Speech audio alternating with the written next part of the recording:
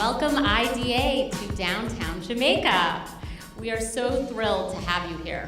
I'm the Executive Director of the JamaicaCenterBID, which is located in the heart of downtown Jamaica, Queens.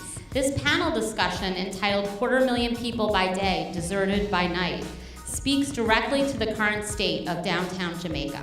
There are places in all of our cities, our downtowns, that are these little sleeper projects. This was a derelict building for decades in Union Square Park in New York City. It's at the front door of the great farmers market at Union Square, but it really was only recently that, with a beautiful design intervention that took into account lighting and really sophisticated programming and an integration with adjacent urban design treatments, it's just become a jewel even when it's not actively programmed. So what we did last year when we piloted our first nighttime market, we went to 117th Street and Frederick Douglass Boulevard in the heart of Harlem. We had over 25 community partners. We worked with all the electeds in the area.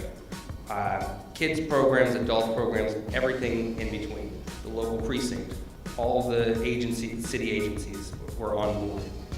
And we all collectively spread the word that this is going to happen and that this is a community event. We included the community from step one of the process. Working in this community is very important, and understanding to build a nightlife here. What I've seen around the city, what we see happening in Brooklyn on Myrtle Avenue and Smith Street, what we see happening in Washington Heights in New York City and Upper Manhattan, is something that we can see here. But as we begin to talk about these things about lighting is extremely important. Transportation issues, the means of egress, whether the streets are going east or west, north or south, it can be coordinated better. Whether the city seizes land and start to invest, public-private partnerships, invest in businesses that will incubate here and start here. That is the key to our building our nightlife here. Now we're approaching our second year as the only casino in New York City. Within 6 months of opening, we became the #1 revenue-generating casino in the country, and our success bodes well for Jamaica. So my idea here is that there's public lighting, there's private lighting, and there's found lighting. Public lighting adheres to the required lighting levels, which are really all about the liability that you as business improvement districts have to take and municipalities have to take. Private lighting streams out of our shop windows. We should leave their lights on at least a little bit. And found lighting are the headlights and the signals, which I call the jewelry of the night, the light that is animated and brings our cities alive.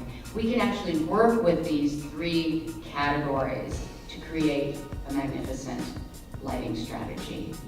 What we're doing now, and we committed to opening at till 2 in the morning on Thursday, Friday, Saturdays, till midnight on Sunday to Wednesday. And there's some nights when we don't have anybody in the restaurant after midnight.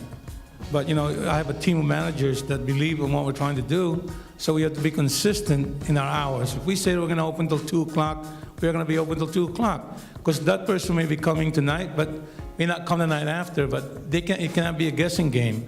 We have to know that if they want to come and have a drink or to watch a show, TV or a sport, that they could come to see the ribbon. We're going to be open, and that's a commitment that we made, and I think that's the first step.